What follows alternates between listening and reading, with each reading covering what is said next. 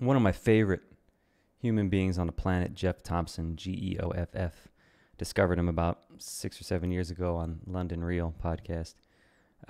He talks a lot about realized eschatology and the notion of discovering who we are, defining who we are by deciding what we're not. So I am not my anger. I am not this jealousy. And in it, as many religions and spiritual gurus talk about the observer, and the notion that, like with meditation, we observe these things, but we don't engage them. We don't attach to them. And I was thinking about that as a matter of practicality, and it says, as a matter of technology, as a matter of not this mystical thing that you might not be able to attach to because it sounds highfalutin, it sounds hippie, like Jeff will say, socks and sandals, that you might not be able to comprehend it because it sounds too new age or, metaphysically floofy, whatever. But we can bring it down to something very real. And I was thinking about this in the shower as I was thinking about, maybe the next time that something rises up in me and I want to say, I don't want to engage it. I'll observe it, but I don't want to engage it. And I turn away from it. And then to define myself, maybe I'll just come and sit down in front of the camera any time that I have something rise up in me. Like stop everything I'm doing, even if it's on my cell phone, just do something right then and there. And then I started thinking about how often, I get into debates on Facebook, social media, about things that I, politically, socio-politically, things that I believe need corrected. And then I always go back to the notion of, again, something I saw Jeff say just yesterday, a couple days ago, like me, is something that you can add to the end of any judgment that you have. That person is such an ass, like me. That person is so greedy, like me. That person is so, violent, like me. And so when you add that like me at the end of any of those phrases and you say, how have I been like this? Where am I at? Again, all of this stuff sounds maybe too spiritual mumbo jumbo. It's not if you can't grasp that. But when I was looking at it this morning and thinking about it, I realized that when I have these debates and stuff, we talk a lot about this algorithm. And in the algorithm, we blame the algorithm. We say the algorithm is, destroying our cultural fabric, it's destroying conversations. And I've felt like that myself. And I've criticized the algorithm myself, but now I'm realizing that the algorithm is really a beautiful metaphor for our law of attraction type of stuff, for spiritual realities, for the power of, Gandhi said, be the change you want to see. Jeff is saying, like me, understanding that you're attracting all of these things. One of the things that Jeff says, again, I keep talking about him because I've just been on a kick, but he talks about how, he said to his wife, he was a bouncer on a nightclub door. He was doing a lot of violent stuff. And he says, isn't the whole world, everywhere I go, I see violence.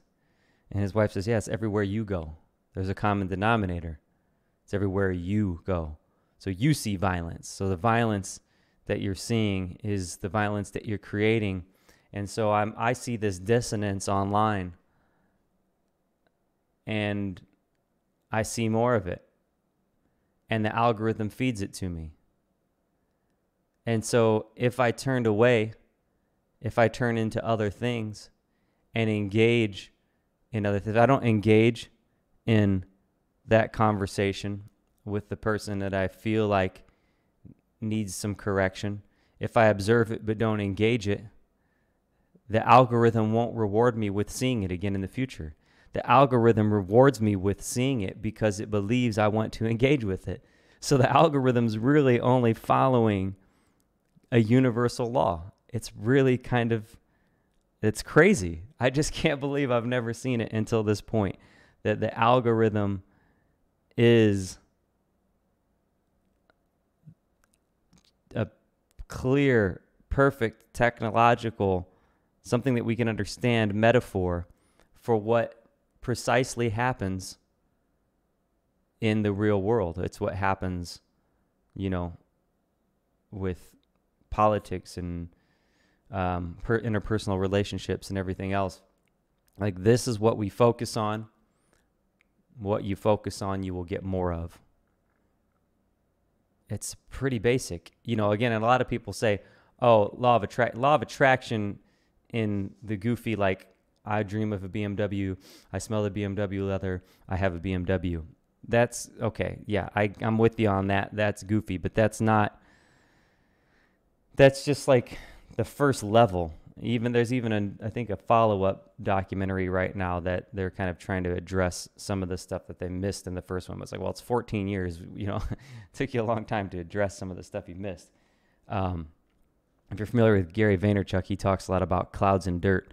And the way I've always looked at it is that law of attraction is the clouds part, but you got to get your hands dirty. You got to do the work. But anyway, this algorithm lesson that I've learned just listening is that there's nothing wrong with the algorithm. The algorithm does what the algorithm is supposed to do. And maybe the algorithm is a form, like a Platonic idea that came down, or that was seen. So this algorithm this algorithm just can't break the law. It's just saying, this is what you want, this is what you ask for, this is what you get. If we were to do something to twist that law and give people different things, then perhaps we would we'd be breaking. Maybe it's not possible. That's like a law of gravity or something. Law of gravity, similar to law of attraction, is it draws things in. And it's no coincidence that the word gravity we use in our language to mean something very heavy, something as the situation has a lot of gravity. It's a grave situation, and then grave also means death. There's so much that could keep unpacking here, but basically I'm just going to stop on the reality that the algorithm is a manifestation of something that Gandhi and Jesus and every spiritual person has said for centuries. And it's taken me until what is today, November 15th, 2020. We've had a crazy year, and the algorithm has seemed to have been doing damage, but the algorithm is only showing us who we are. So if this isn't who we are, now we got to turn away and say, this is not me. So we observe it and we don't engage. When you observe something that you don't agree with on Facebook or Twitter, if you engage it, even by saying, I don't agree with this, and you fight it, the algorithm shows you more of it. It's crazy. It's absolutely crazy. It's beautiful. I don't know. I'm excited. That's my piece. Peace.